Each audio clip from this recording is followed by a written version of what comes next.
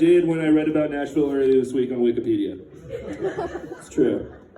All right, folks, we've come to the end of the evening, and we have one more comic to go. So, let's get enthusiastic. Folks, put your hands together for Ernie!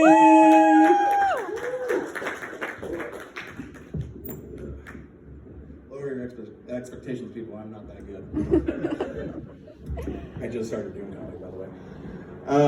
It's always good to come back to this venue. It's a venue that I hold very near and dear to my heart. It's actually where I got married.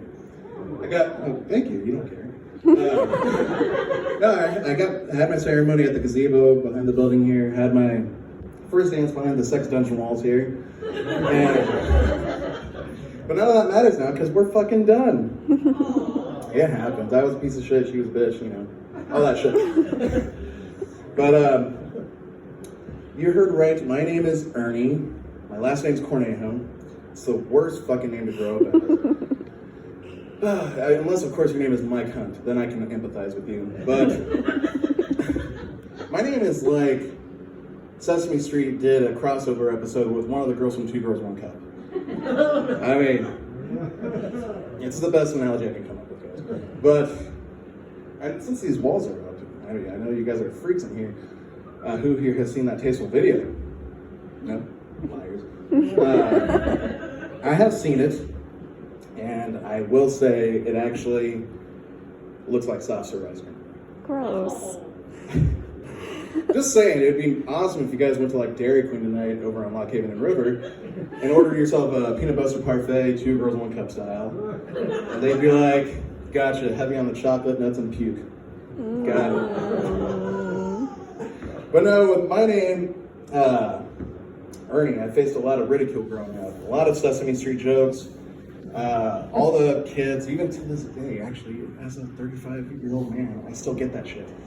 But as a kid, I didn't know how to respond. So one morning, I went to my dad, and I asked him, like, Dad, how do I respond? Do I respond? And he goes, son, of course you respond. All you have to do is say, bend over and I'll shove bird up your ass. And I was thinking, like, cool, Dad. I don't know if that's anything to say to other 7-year-old boys, but you got it. Fast forward a few years later where I'm in middle school, my last name's Cornejo, and the focus shifted on my last name. But yeah, I was in middle school and the crowds were a little bit more diverse. But the cholos would make fun of my name. And they would constantly be like, hey, what's up, Conejo? How you doing, Conejo? And for those of you that don't know, Conejo is actually rabbit in Spanish. And so, again, I didn't know how to respond. So I go to my dad. I'm like, Dad, the cholos are making fun of me now. Like, what do I say to them? He goes, son, you just say, bend over and I'll hop on your ass. It's like, again with the fire comebacks, Dad. You are top notch. So, I thought about it today, about those times, and I was like, did my dad think I was gay? I did tell him I was hanging out with the fellas, and there was a lot of ass play in those comebacks. Sorry for that aggressive gesture there. But I will say this, and this is not a jab at the gay community in any way, but I am glad my dad at least saw his baby boy as a top.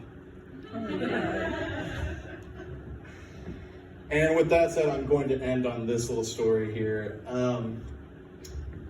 Guys, I believe as humans on this earth, we all have a common experience on this earth. And we can deny it all we want, but I believe it happens to each and every one of us. I believe we all have a gay experience. And I mean, we can deny it, but for guys, it's stigmatized.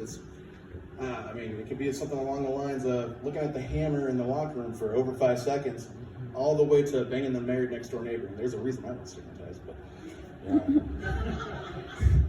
For ladies, not stigmatized, big fan.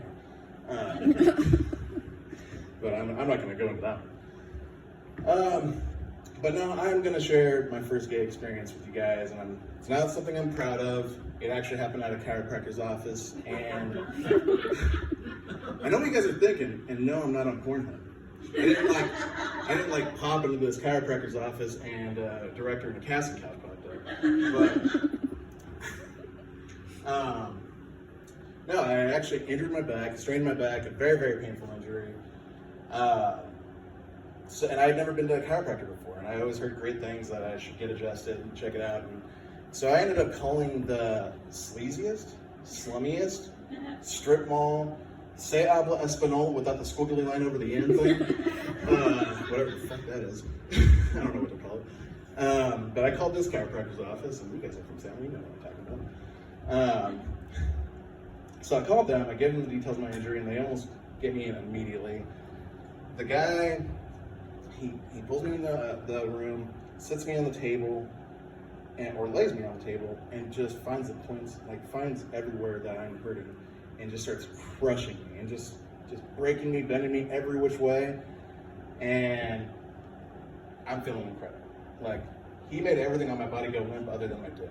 And, like, he almost made me shoot faster than Alec Baldwin does coworkers. In my defense, though, I shoot actual blanks. Ask my ex-wife. But no, we get to the end of the appointment, and he sits me up, right? I'm like slouched over like a 40-year-old woman on New Year's Day. And just totally like, ugh. And he proceeds to give me the tightest bear hug and just starts crushing me and breaking me and like doing the Heimlich maneuver on my back. I'm gonna just put this right here real quick because I gotta mime it.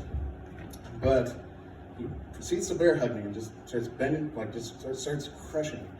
And my head is on his shoulder. I'm drooling. And his face is right here. And with the euphoric state I was in, guys, like I just didn't know who I was anymore. So I became a sexy, tender, loving Mike Tyson, and I went right for his ear, and I'm like, arr! And he was a little taken aback by that. He's like, whoa, what was that? I'm like, I'm sorry, man. Like, I didn't know what I was doing. Like, you just made me feel better than I've ever felt in my life. He's like, all right. And then he goes to his little prescription pad, which I didn't know chiropractors had. They're not real doctors, right? Sorry to any chiropractors in the audience.